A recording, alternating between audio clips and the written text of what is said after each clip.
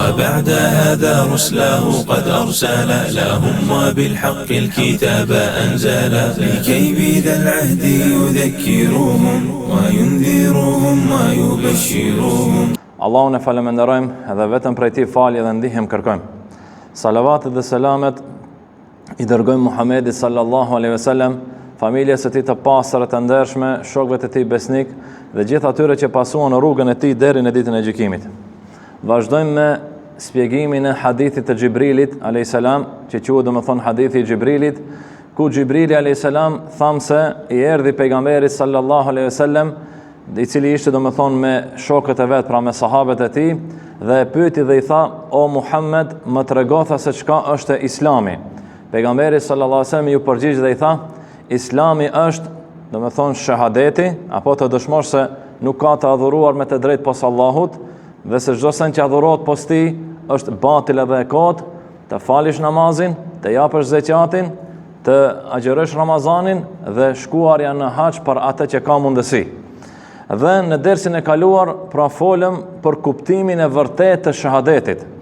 Do të thonë për kuptimin e vërtet se çfarë do të thonë ka kur ti realisht thua ashhadu an la ilaha illa Allah wa ashhadu anna Muhammadan abduhu wa rasuluhu. Këtë folëm do të thonë për dersin e kaluar. Pra pejgamberi sallallahu alajhi wasallam ju përgjigj se ti si musliman fillimisht do të thonë duhet që me bindje ta dëshmosh edhe me gjuhë, do të thonë ta dëshmosh shahadetin. Do të thonë me bindje edhe me gjuhë. Dhe pastaj në vazhdimsi pejgamberi sallallahu alajhi wasallam ju përgjigj Xhibrilit duke i treguar se pasi që ke besu me zemër edhe ke shqiptuar me gjuhë, tash do të thonë si musliman duhet që ta vërtetojsh me veprat e tua. Cilet janë pra veprat të cilet e vërtetojnë se muslimani e ka imanin e tij në rregull? Këta vepra, tha pejgamberi sallallahu alajhi wasallam, e para tha është namazi.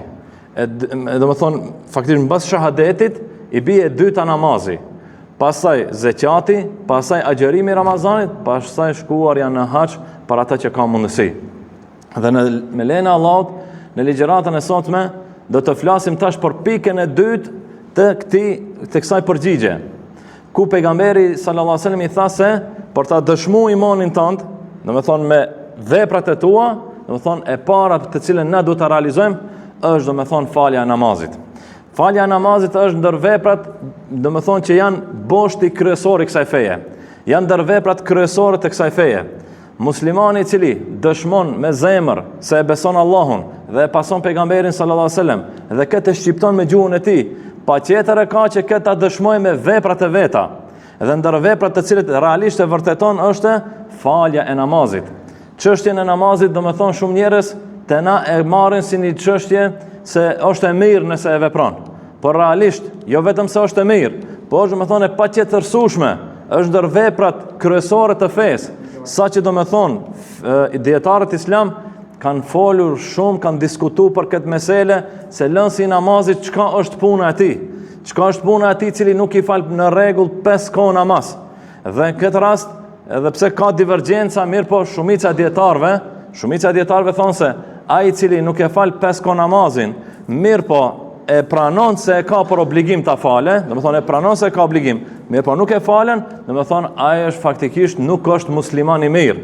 Bile e kam përmendur do të thonë me një term paksa të rënd, apo e kam përmend me një term paksa të rënd.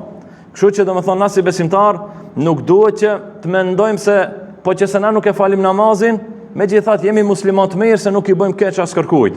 Japim dhe një sadaka kështu me radhë. Kjo shumë punë e mirë. Mirë po mos të mendojmë se këta vepra do të na zaventojnë atë boshllokun e namazit. Asnjë vepër nuk ta zaventon boshllokun e namazit, sepse namazi është shtylla kryesore e kësaj feje. Është shtylla mbi të cilën ngrihet domethënë kjo fe. Andaj, për ta pa në realisht vlerën dhe pozitën e namazit në Islam, ne do t'i cekim disa hadithe dhe disa ajete, domethënë ajete nga Kur'ani dhe hadithe nga pejgamberi sallallahu alajhi wasallam. Nga Abdullah ibn Qurat radhiyallahu anhu transmetohet se pejgamberi sallallahu alajhi wasallam ka thënë: "Awwalu ma yuhasabu bihi al-'abdu yawm al-qiyamah as-salah." Gjëja e parë për të cilën do të pyetet robi në ditën e gjykimit është falja e namazit. Fa in saluhat saluha sa'iru amalihi. Nëse namazin e ka në rregull, Nëse namazin e ka përmbush ashtu siç duhet, atëherë çdo vepër tjetër pastaj do t'i shkojnë mirë dhe në rregull. Wa in fasadat fasada sa'iru amalihi. Nëse këtë nuk e ka në rregull, nëse namazin nuk e ka në rregull, atëherë çdo pyetje pastaj që i vjen, vetëm se shkon domethënë duke u ngatruar, duke ju prishë kështu me radh. Hadithin e transmeton domethënë Imam Taberani. Nëse një musliman i sinqert, në i cili sinqerisht thot se e du Allahun dhe e du pejgamberin sallallahu alaihi wasallam dhe dëshiroj që të hyjë në xhenetin e Allahut, le ta mendojnë e mirë këtë hadith. Këtë hadith i cili kur do të dalë para Allahut se çfarë përgjigje do t'i jap Allahut me këtë, domethënë duke vendos vetveten para këtij hadithi. Çdo kush prej nesh le ta vendosë vetveten e tij para këtij hadithi. Le ta vendosë familjen e vet para këtij hadithi, fëmijën e vet, bashortën e vet, nonën e vet e kështu me radhë. Domethënë se besimtari është ai i cili e kryen faljen e namazit, po megjithatë i nxitën edhe tjerit, familjarët, fëmijët e vet, i nxitën që ta falin namazin. Kanë thonë dietarët që çdo ai kryesori i shtëpisë kur e falen namazin, ai domethënë ka për obligim që t'ju thotë fëmijëve të vet, edhe antarëve të tjerë të familjes, fale namazin, ose t'i pyese a e ke fal namazin. E tash ata a do ta falin ose do ta falin, ajo është problemi atyve. Mirë po ti para Allahut e ke kryt obligimin e jot. Mirë për ty i cili vetë falen namazin, ndërsa nuk ju thuaj tjerëve, antarëve të familjes, nuk ju thuaj fëmijëve, a e ke fal namazin ose tu thush fale namazin. Është një fjalë e cila nuk kushton kurrë, ama shejtani të lufton maksimum, sepse çajo fjalë ndikon shumë. Se një ditë kur ti thush për ditë aty fëmijës tënd, fale namazin, fale drekën, a ke fali qindin, a ke fali akshamin, e kështu me radh, një ditë prej ditëve do të fillojnë që ta fale namazin. Ose edhe me nuk e falaj, ti para Allahut je pastër. Dalish para Allahut thosh o Zot, unë e kryeva obligimin, ama ai çfarë ka bëu problemi aty. Nuk është domethën puna jeme. Unë domethën obligimin e jem ndaj atij si prindë kryeva. Mirë, po a jemi na realisht ata të cilët e kryejm këtë obligim? Dhe këtë domethën duhet shumë herë t'ia parashëm vetvetes këtë pyetje. Pse na kohën falim namazin, ako nuk në anteket se e shomi një fëmijë jonin mrenda shtëpi cili ka hyrë mbylyk dhe nuk i drejtojmë atij ti thomi se o gjallë ose o vajzë, a e ke fal namazin ose jo, ose falë namazin kështu me radhë. Një fjalë kushton nuk kurxon. Kurxon nuk kushton. Mirë po te Allahu është domethënë shumë e madhe edhe e hek përgjegjësinë për vetes tënde. Vlera e namazit është atill sepse besimtarin e ndihmon që të largohet prej gjinaheve. Besimtarin në çdo aspekt, prej momentit kur është brenda në shtëpinë e vet, po kur është edhe jashtë kur del prej shtëpisë vet, është domethënë i ekspozuar për para gjinaheve. Domethënë në çdo moment mund me radh në gjinah. Mundet me radh në gjinah të mëdha bile. Ndërsa namazi është ai i cila e ndihmon atë që të largohet prej gjinaheve. Namazi, të cilën e bën me sinqeritet, ja bën atij që t'i vinë gërdipi gjinaheve. Tha Allah në Kur'an, inna salata tanha anil fahshai wal munkar. Me të vërtet, tha Allah në Kur'an, me të vërtet tha namazi tha të largon dhe nga kurvëria dhe nga punë të këqija. Kështu e përmendi, të largon nga kurvëria dhe nga punë të këqija. Pra, namazi ta bën të gërditshëm punën e keqe. Namazi ta bën të gërditshëm gjinahun edhe atë vepër të cilën Allah e madhëruar pra është e hidhruar me ata. Pejgamberi sallallahu alajhi wasallam për me na tregu pra për rëndësinë e namazit, se kjo është një çështje shumë serioze. Në momentin e fundit, para se ta jepte shpirtin e tij, para se t'i dalë shpirti, pejgamberi sallallahu alajhi wasallam nuk e kishte dertin e arave edhe fushave, edhe të shpije se kush do i marre, edhe kush do me thonë da marre, sa da marre dhe çfarë do të marre. Nuk e kishte këtë dert pejgamberi sallallahu alajhi wasallam. Por derti, gajlja pejgamberi sallallahu alajhi wasallam ishte në momentit e fundit thonte as-salat as-salat wa ma malakat aymanukum. Kujdesuni për namazin dhe kujdesuni për ata të cilët i keni nën kujdestarinë e juve. Kush janë ata? Nën kujdestarinë e juve, pra domethënë është nona, baba, gruaja, fëmijët, punëtori e kështu me radhë. Pra pejgamberi sallallahu alajhi wasallam duke e nxjerr, duke i dalë shpirti, por më na tregu se në këta dy sende na si musliman kemi shumë hak të madh. Në këta dy sende na bëni me dije duke thonë se keni kujdes, namazin. Domethënë kjo për më na tregu neve se çfarë peshë dhe çfarë rëndësi të madhe ka domethënë falja e namazit. Po ashtu Allahu xhaleshanuhu na ka treguar në Kur'an se falja e namazit i fshin gjunahet. Muslimani bën gjunahe vazhdimisht. Ndoshta ruhet për gjunaheve të mëdha. Mirë, po gjunahet vogla ai bën vazhdimisht. Dhe për çudi, ashtu e ka kriju Allahu njeriu që është harrues, pra haron dhe haron që të bëjnë tobe për gjunahet e vogla.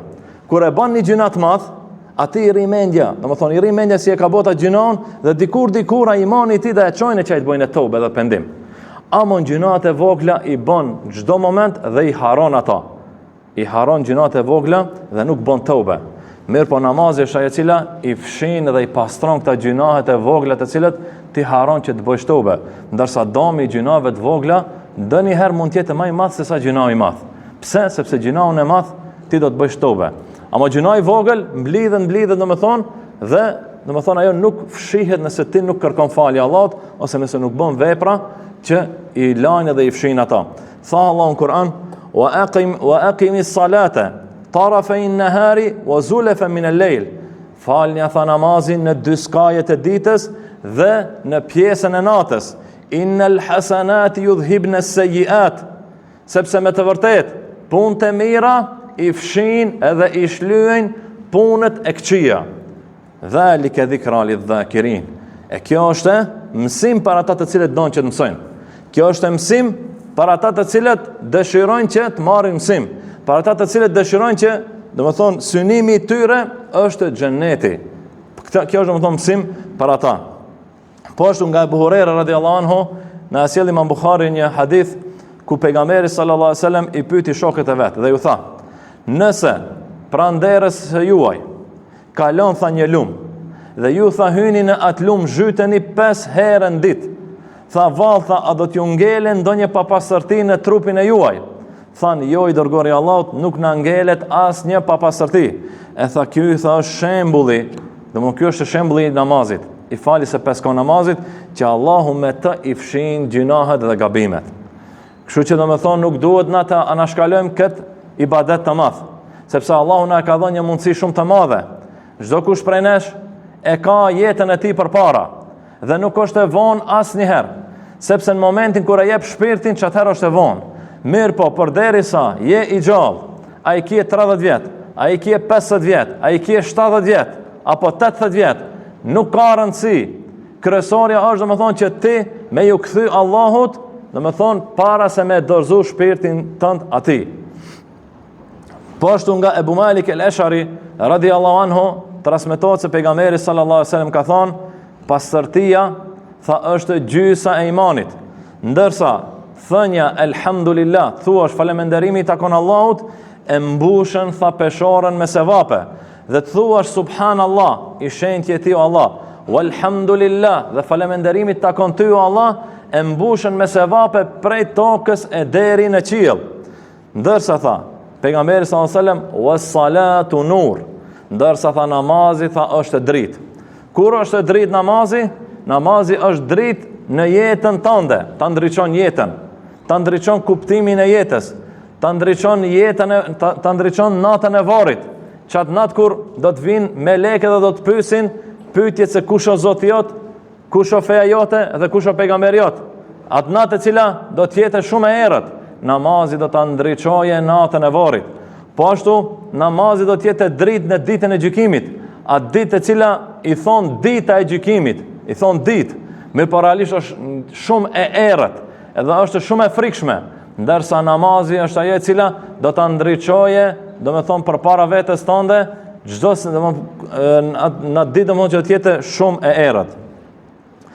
Po ashtu në një hadith tjetër transmeton Abu Huraira radhiyallahu anhu, tregon dhe thotë se ishin tha dy njerëz, ishin tha dy shok nga Benu Qudaa, ka qenë një fis Benu Qudaa dhe kanë ardhur dy veta që e kanë pranuar Islamin.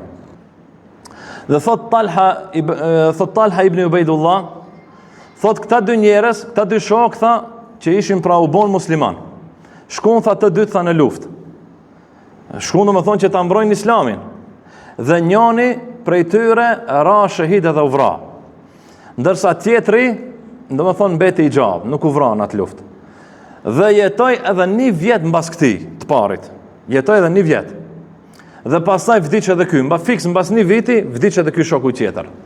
Dhe thot Talha ibn Ubaidullah, tha e pash në ndër, ky i cili vdiq tha një vjet mas këtij shahidit. Pra shahid, njeri domethënë është vepër shumë e madhe, ta flihesh vetveten e jote.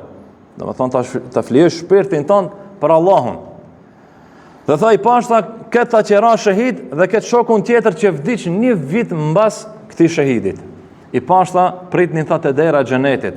Ky i cili vdiq një vit më vonë, mirë po vdiq nga vdekje normale, jo nga shahidlloku, tha hyni tha në xhenet përpara shahidit. Dhe u habita me këtë ëndër. Dhe kur u zgjova, shkova dhe pyeta pejgamberin sallallahu alajhi wasallam, thash: "O i dërguari i Allahut, kështu tha e pash tha një ëndër. Tha ky i cili vdiq shahid, hyni tha më vonë në xhenet pikë të parit i cili vdiq një vjet më vonë, mirë po vdiq domethënë pi vdekjes vet. Domethënë vdekje ti thomi normale." Atër pejgamberi sallallahu alajhi wasallam tha: "Pa nuk është tha se ky i cili ka vdek një vit më vonë, a nuk është tha se ka agjëru tha një Ramazan më shumë dhe ka fal tha recate namaz, ka fal tha më shumë tha se ky i pari." Tha po, kjo tha është arsyeja, domethënë pse ka agjëru një Ramazan më shumë dhe për një vit ka fal namaz më shumë, i ka ardhur më shumë namazi se sa ky i cili ka ra shahid. Tha kjo tha është arsyeja pse tha ky tha hyri tha përpara në xhenet para shahidit. Edhe pse shahidi është në grada më të larta, me po dallimi ka qenë te hyrja kush do të hyjë më i pari. E këtu domethënë Allahu i ka dhënë leje këtij i cili ka bën namaz më shumë që të hyjë domethënë xhenet para shahidit. Thot Hasan al-Basri, rahimahullah, domethënë një dietar i madh. Thot o biri i Ademit, çfarë të bën thot ty që të krenohesh me këtë fe kurse ti thot e ke lënë namazin? Shko se interesant thot. Çfarë bën thot krenohesh se ti thosh se un jam musliman? Çfarë bën të krenohesh? Kurse ti domethënë gjëjen kryesore të festat e ke anashkaluar e ke lënë mazdore. Kështu që domethënë na si besimtar duhet domethënë që të marrim mësim nga këta.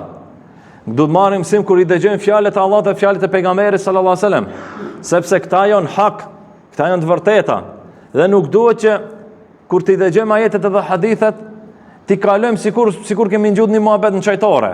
A tha diçka, foli diçka. Jo. Domethënë duhet besimtari që të marrë mësim për këtyre.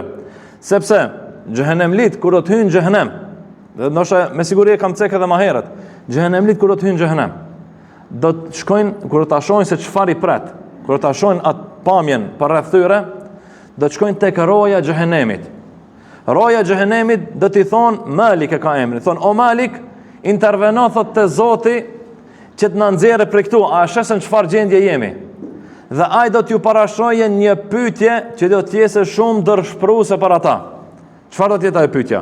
Do t'ju thotë Malik këtyre, do të thotë, a e kishit dikant ju që në mesin e ju që t'ju tregojnë për këtë punë? Do të thonë po. E atëherë Malik do t'ju thotë ihsa'u fiha wala tukallimun. Heshtni dhe mos flisni.